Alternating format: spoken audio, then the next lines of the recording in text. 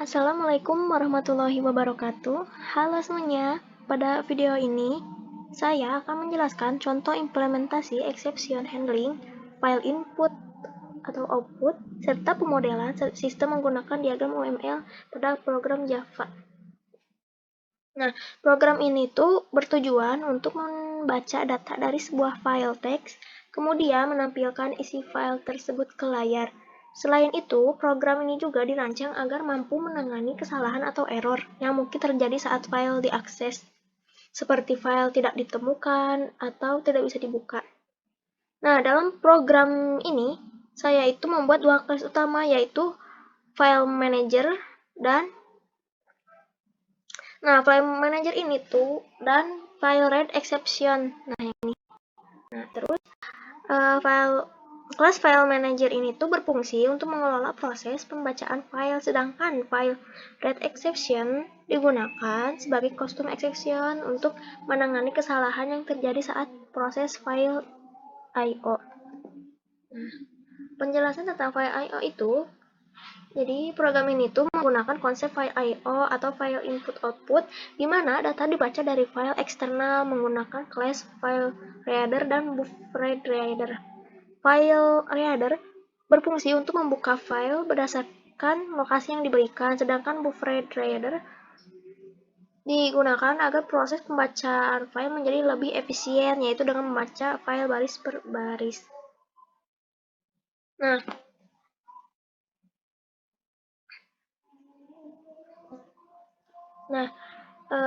Jadi gambaran umum programnya yaitu seperti misalnya tuh contoh penerapan file I/O dan exception handling pada bahasa pemrograman Java. Nah, program bertujuan untuk membaca isi sebuah file teks, kemudian menampilkan isinya ke layar. Jika terjadi kesalahan saat mengakses file, maka sistem akan menangani error tersebut menggunakan exception khusus. Nah, di sini saya menggunakan tiga import library ini. Nah, input Java.io buffered reader itu tuh digunakan agar proses membaca file menjadi lebih efisien. Nah, kemudian di sini ada file reader.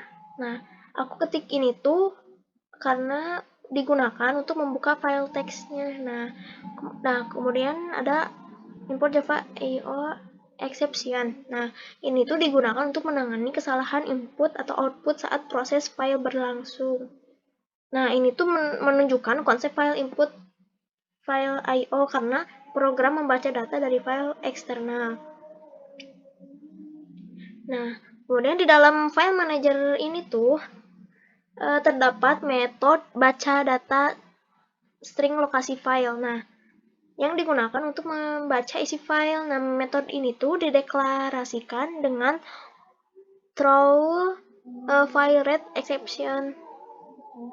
Nah, yang artinya tuh metode ini berpotensi melempar exception jika terjadi kesalahan saat membaca file. Nah, pada bagian try with resources, yaitu teknik yang memastikan resources seperti file akan tertutup secara otomatis setelah proses selesai. Nah, hal ini tuh penting untuk mencegah kebocoran resource atau error tambahan akibat file yang tidak tertutup. Nah, jika proses pembacaan file berjalan normal, maka setiap baris file akan ditampilkan ke layar menggunakan sistem outprinting.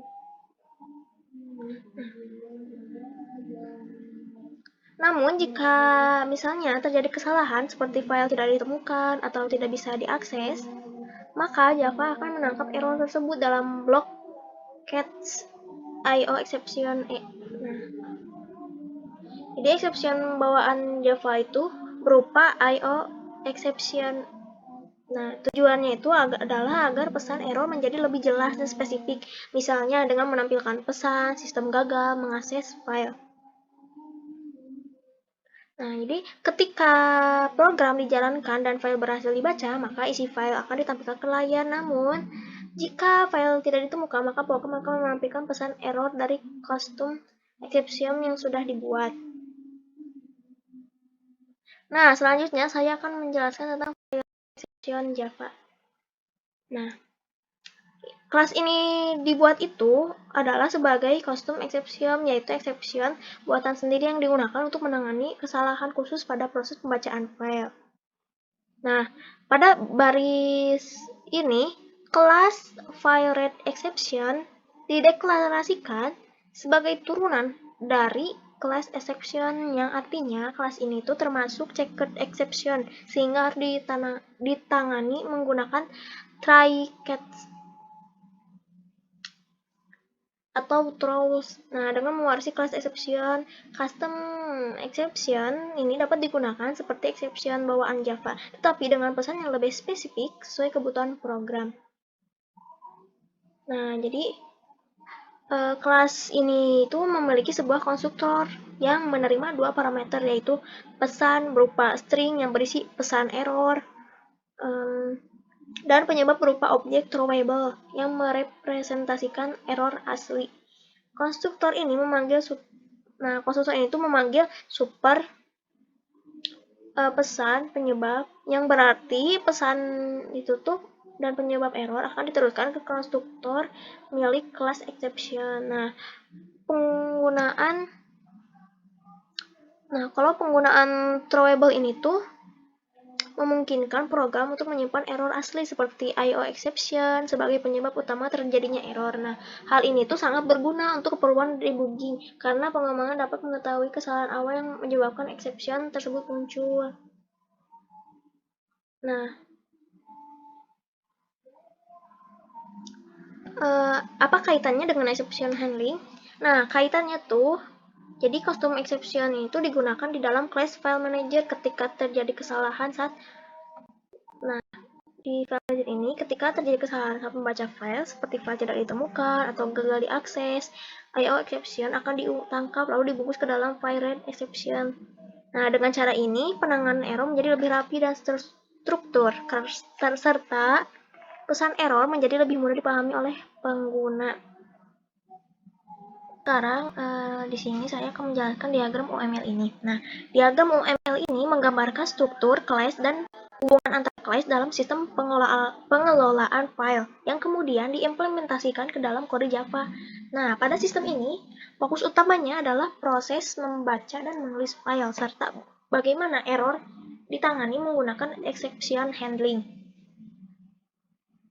Nah, pada kelas file ini, file ini merepresentasikan data file yang dikelola oleh sistem. Nah, kelas ini tuh memiliki atribut seperti name, location, dan data, serta metode untuk melakukan operasi search dan write.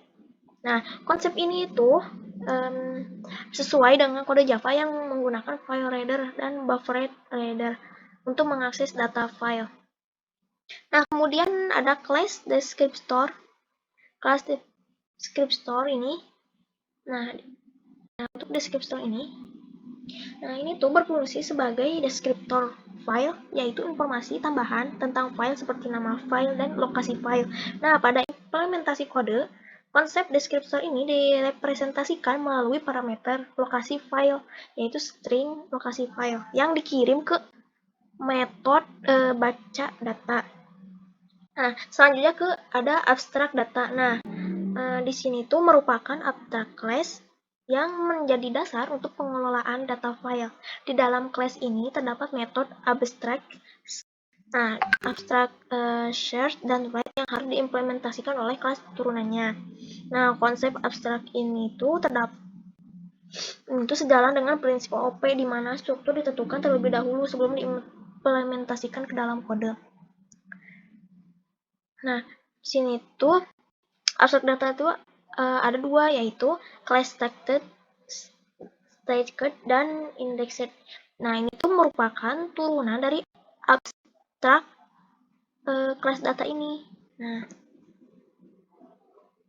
Nah, kedua kelas ini tuh mengimplementasikan metode search dan write dengan cara yang berbeda tergantung pada struktur penyimpanan data. Dalam kode Java, konsep ini tercermin pada pemisahan logika pengelolaan data dan file, sehingga program lebih fleksibel dan mudah dikembangkan. Nah, diagram ini tuh menunjukkan bahwa seluruh kelas yang mengelola mengelola data bergantung pada file sebagai media penyimpanan. Hal ini sesuai dengan kode Java yang menggunakan file I/O untuk membaca file teks dan menampilkan isinya. Apa hubungannya dengan exception handling? Nah, hubungannya tuh misalnya jika terjadi kesalahan saat proses akses file, maka error tersebut ditangani menggunakan exception handling. Nah, pada kode Java, hal ini diimplementasikan melalui try-catch IO exception dan custom exception file read exception. Relasi dependensi pada WML menggambarkan bahwa proses pengelola file bergantung pada mekanisme exception untuk menjaga kestabilan program. Nah, dengan adanya pemodelan UML ini, diimplementasi kode menjadi lebih terstruktur, mudah dipahami, dan sesuai dengan konsep OOP. Diagram UML berfungsi sebagai blueprint sebelum sistem diimplementasikan ke dalam kode Java. Demikian penjelasan mengenai kode program dan diagram UML yang saya gunakan, mulai dari exception handling hingga file I/O. Semoga penjelasan ini bisa membantu dalam memahami alur dan konsep program. Nah, terima kasih. Sekian dari saya. Wassalamualaikum warahmatullahi wabarakatuh.